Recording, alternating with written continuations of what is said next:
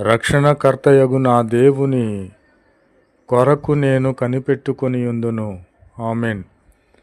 రక్షణకర్త అయినటువంటి దేవుని కొరకు మనము కనిపెట్టుకొని ఉండాలి. షడ్రకు, మెషకు, అబేద్నెగోలను మీరు చూడండి.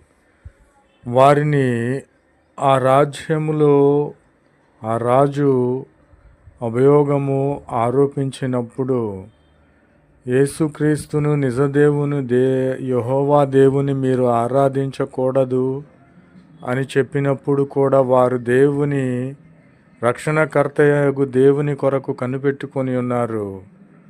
ఆయా రాజు ఈ షడ్రకు, మెషకు, అబేద్నెగోలను పిలిచి, మండుచున్న ఈ అగ్నిగుండంలో మిమ్ములను పడవేస్తాము అని చెప్పినను వారు భయపడలేదు.